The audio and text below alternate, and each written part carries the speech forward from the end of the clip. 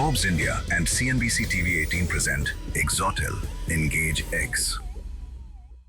Welcome to Forbes India and CNBC-TV18 presents Exotel EngageX 2026, a flagship platform on the future of customer experience. Today we gather at the intersection of technology, intelligence, and human connection. Because across industries, one thing has become abundantly clear: customer experience is no longer just a business function. It is defining battleground for growth, loyalty, relevance, and trust. In an increasingly digital-first economy, trust has become one of the most valuable currencies a business can build. And customers today are making decisions not just based on products or pricing, but on transparency. So our first session this evening explores exactly that idea. Trust is not a brand attribute, it's an economic asset. We are today trying to discuss that brand is not just about reputation, it's about leveraging it because it is trusted. So that's the discussion. How do you leverage it to gain more trust? Because trust is at the bottom of the businesses that we are doing. Let me start with you, Shivku. Since you provide the technology, can you speak to us about technological changes that build trust? How do you see the connection? Oftentimes we tend to use technology as something that keeps humans away, if you know what I mean, like put people on phones, put people on TVs. I think technology is a little bit like, all technology has good and bad, right? So I think the question really is, ultimately one needs to ask, what are we trying to do here? And so can we now put technology to good use to further whatever it is, the deep-rooted desires of humans? I think that's the right way to think about it, and that is somewhat my vision with Harmony as well. Technology helps, but I think ultimately it needs to help humans. Fine. Let me come to Tarun and check out how you look at trust. You're talking of a product which once bought is a low engagement product. At the same time, it's a relationship which is 20 to 30 years at the very least, could be longer. But trust is at the center of it because it's possibly the most trusted product you could possibly have in your basket. Trust is like a ledger you develop year on year at every moment of truth that the customer interacts with you. One bad experience and you've kind of lost the trust. Dheeraj, let me ask you to approach from a different angle. You all have become from what was a brick and mortar company to almost entirely digital. Now, when you go that way, how do you ensure that trust remains? For me, trust is availability and adherence to certain quality standards. Availability is the most critical thing. It used to happen in a brick and mortar ecosystem for branches of banks, that 10 o'clock is the time when branch opens. You go at 10 o'clock, somebody will be there to service you, somebody will attend to you as per your requirement and meet or exceed your expectations. That has equally transpired to now digital properties, because digital properties are available 24/7. How does trust get transferred? Trust is something we commit, we deliver. We commit and we deliver, and we keep doing that boring thing again and again without flinching. And we are very sure what we are going to commit. So that's how trust is gained, by doing what you say and doing that again and again repeatedly, and trying to institutionalize it and build it as a DNA so it is replicated, repetitive across all your branches, across all your feet on street, and across all your services. Raju, you are in a more advantageous position in the sense, you all service infrastructure, SME, MSME, retail as well. How is trust the common factor? We have to now cater to customers who are spread across the width and breadth of the country. So when we look at the customers, L&T Finance, we have a customer who is a lady in a village who borrows as little as 55,000 rupees, whose husband is working in a city as a migrant. When you understand that customer and that customer's need, your build-up of the technology is going to be different. So when you understand the sentiment behind it, then you will understand that there is a very little scope, or in fact there is no scope to be breached when this interaction happens. And then many other products basically come in over there. So I wouldn't really say that the brand has minimal value. All the players have the value in the ecosystem, be it the brand, be it the customers' trust that we need to win. But the center of it is the employee. Employee which deals with all these customers, if one of they end up faltering, it creates the damage for the entire brand. Our next session is Building CX that learns, predicts, and compounds. To moderate this panel, may I welcome Mridu Bhandari, Senior Anchor and Consulting Editor, Network 18, to the stage. One big customer behavior or one big customer signal that enterprises today are perhaps underestimating right now. Vijay Bahu, do you want to start? So there is a huge shift in the way we are reacting to situations. So our fundamental analysis, the anger quotient, the hatred, and the anxiety has gone up multifolds. Our current disadvantage is our CX modules are monolithic, which is kind of an adoption from the West. The day we start dissecting this as per a particular regional understanding or a geographical understanding, and there are enough data evidences, our models will change. I guess as enterprises, we are missing out on this one. Marina? We are surrounded by data, and data tells stories. So as a consumer, most of the brands have a lot of information about me, a lot of data about me.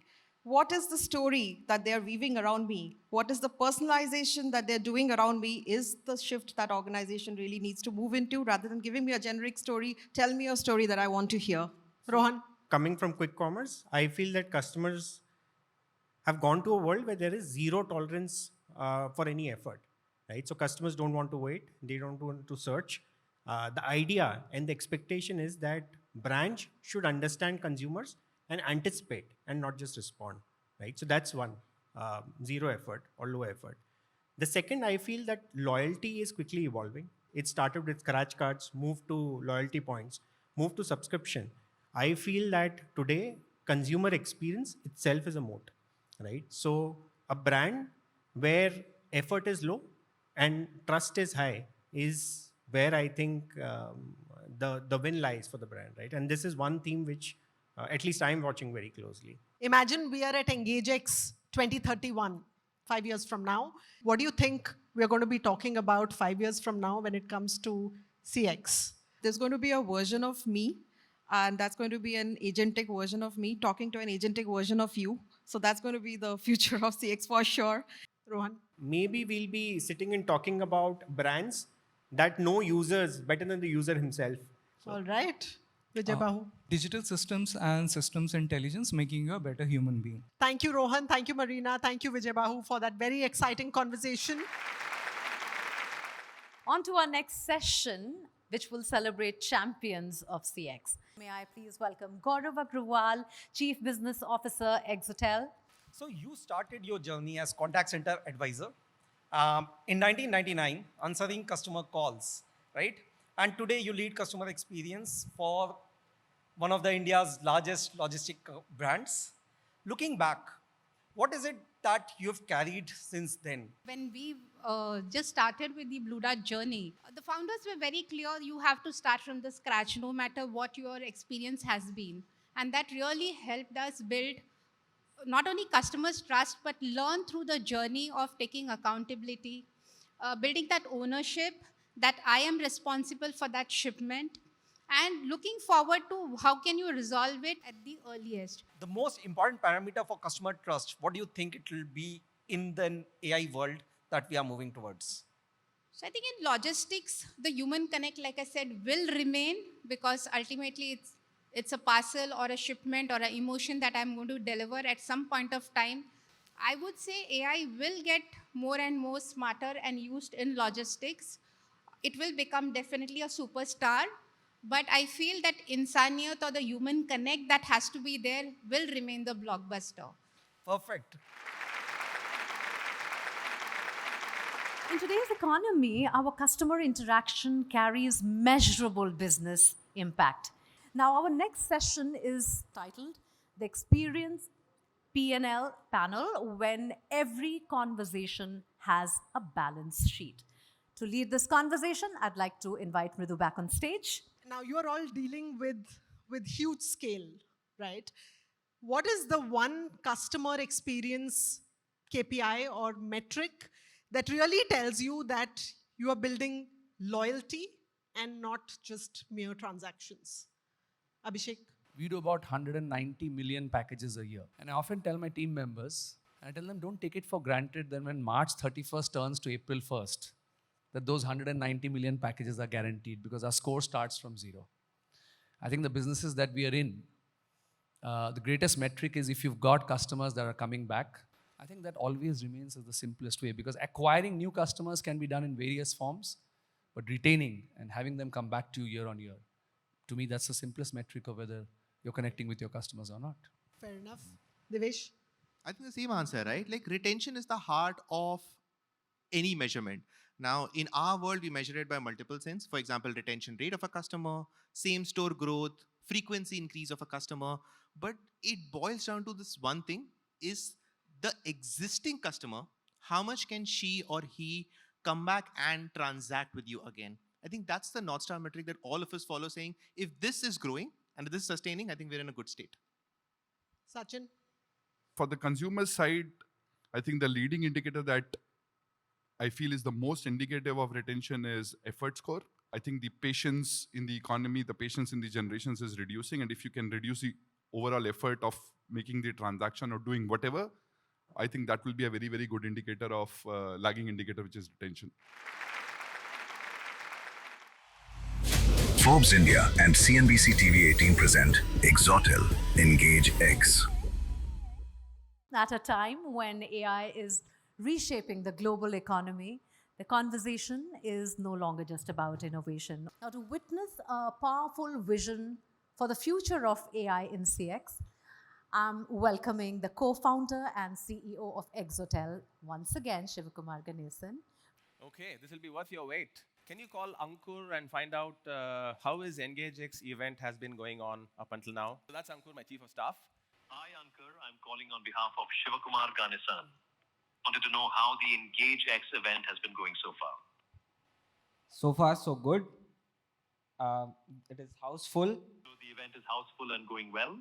Pass that back to Shivku. Thank you for your time. So far, every single call before this, there is actually a human that sat behind and orchestrated that call. We told the AI, you have to make the phone call, you have to receive the phone call, this is how you need to do the phone call, and things like that. This is the first time in the history of our country a call has been made without a human actually explicitly asking it to make the call. So this is my list of customers, and this is the data from the CRM, and then there is one, Mr. Sachin Bhatia, where that needs attention. And I didn't actually say make the call, right? So let's see if Sachin gets the call, and let's see what the conversation is going to be like. Hello?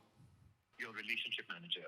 He wanted to personally reach out ahead of your FD maturing on May 30th. Oh, I didn't realize my FD is maturing. What should I do about it? Understood, sir. Shivku will walk you through the specifics and all your options when he connects with you. Would you prefer a call back from him, or would you like to schedule a meeting? Can you ask him to call me around 5 p.m. today? Got it, sir. I have noted that you would like a call back from Shivku around 5 p.m. today. Shivku will follow up. Thank you for your time, Sachin. Thank you so much. Woo. This is AI taking decisions on its own. And I think that is the future. That's what Shivku wants to tell us all. Excellent. All right, with that, we are moving on to our next session in an industry as complex and emotionally charged as aviation.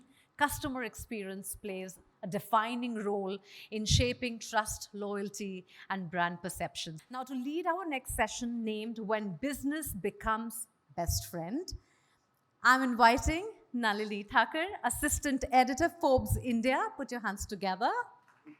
And joining her is a visionary leader who's facilitating one of the most transformational journeys in India in aviation today. A Tata veteran with deep expertise in large-scale public service transformation. Please put your hands together for Rajesh Dogra, Chief Customer Experience Officer at Air India.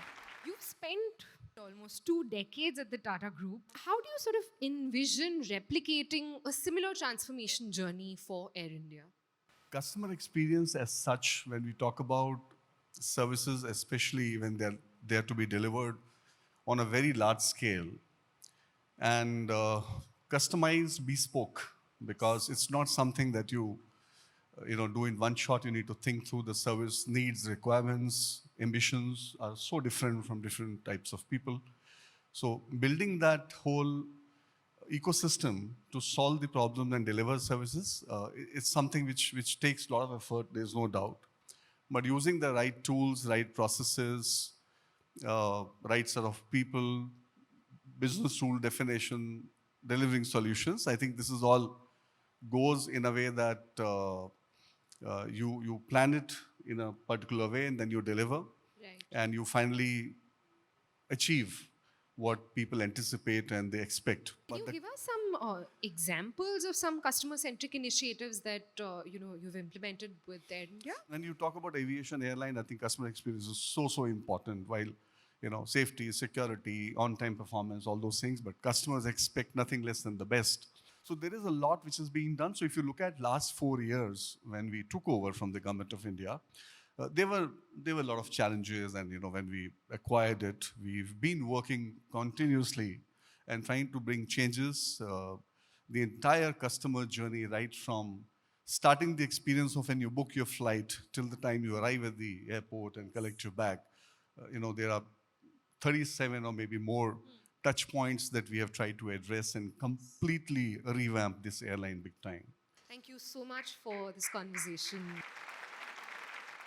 Few sectors understand the value of trust better than BFSI, and as financial institutions accelerate their AI and digital transformation journeys, the real competitive advantage lies in using technology not just to automate processes, but to create more responsive, predictive, and customer-centric experiences at scale.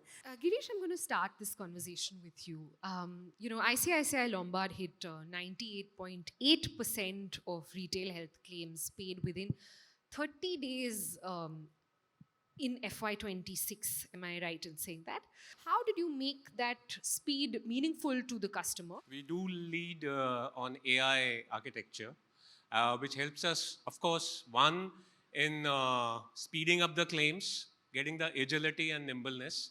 Second, of course, it helps in fraud detection, because we want to eliminate bad risk and only good risks should seep in. It also helps in getting underwriting precision. So these are, of course, being led using AI. So while AI is helping us in speeding up the things, customer experience is paramount, and it is a certainty with ICICI Lombard. Vijay, coming to you, AWS sort of sits at this unique intersection where there's global AI capability on one side, and then there's the Indian BFSI on the other. Now, from that vantage point, what are some advantages that Indian BFSI AI deployments have that perhaps no other algorithmic sophistication would? I really truly believe that we are fortunate to be in a country which probably has arguably the world's best digital ecosystem, because it gives us a treasure trove of data. And imagine 2,000 crore transactions in a month, which is the current volume of UPI, processing almost 20 to 30 lakh crores of rupees. That's enormous. What that does is it leaves behind a lot of data trail and allows firms to experiment and build. Like literally, as you say, you build for billions when you're building in India, right? And that really drives a lot of scale, right? So there is a lot of very rich payment ecosystem data that's there. For anyone trying to adopt new use cases, new solutions, India becomes a beautiful playing ground, right? Because you can experiment, you can try out things, and it'll be challenging because of the heterogeneity. But if you're able to make it work, then replicating it across the world becomes easier.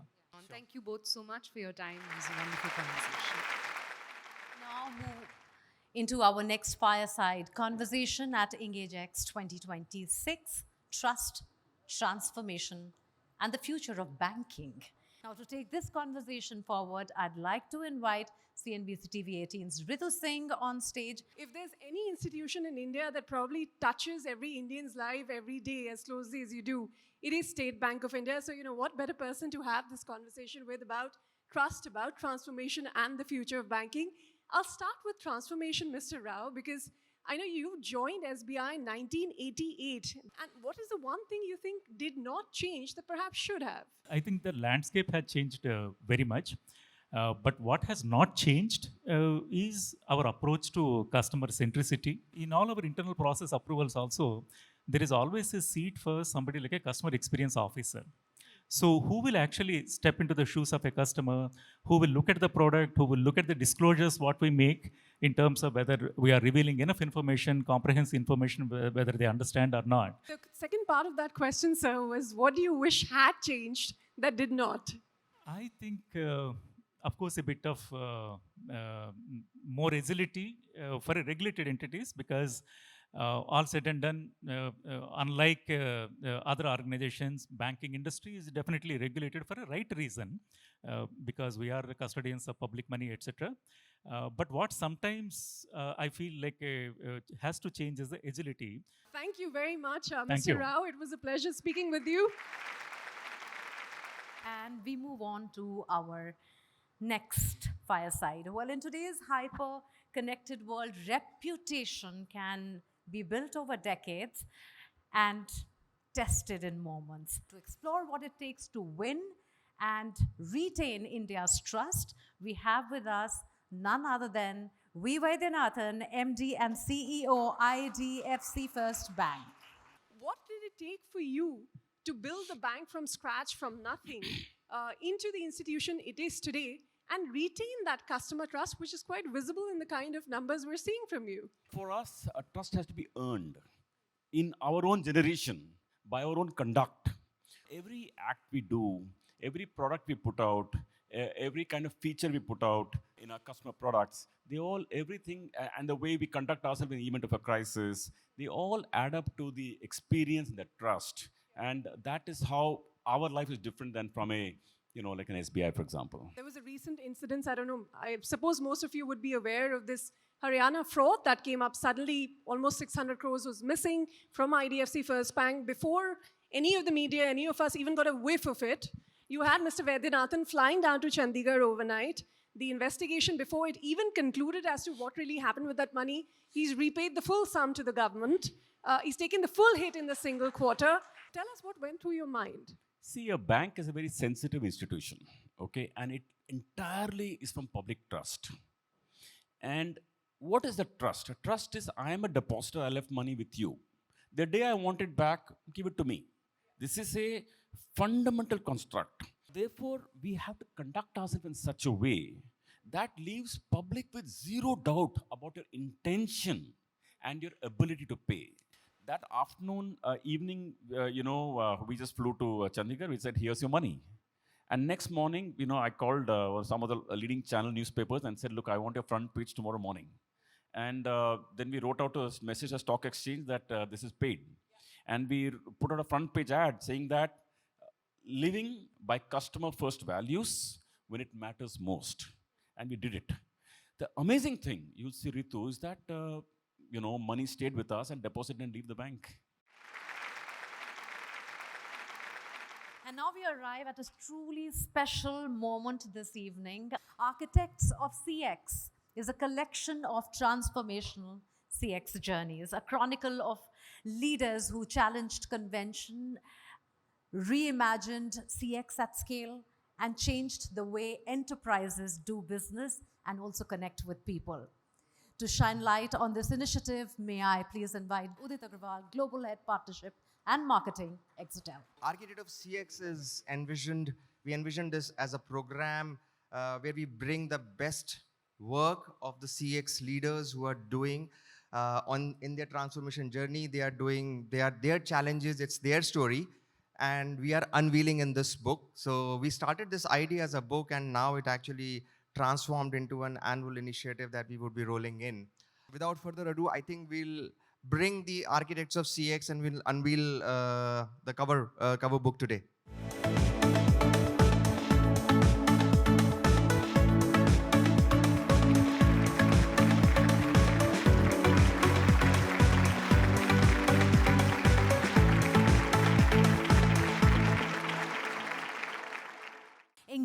EngageX 2026 has brought together some of the sharpest, most influential voices, redefining how enterprises connect with people in this new AI era.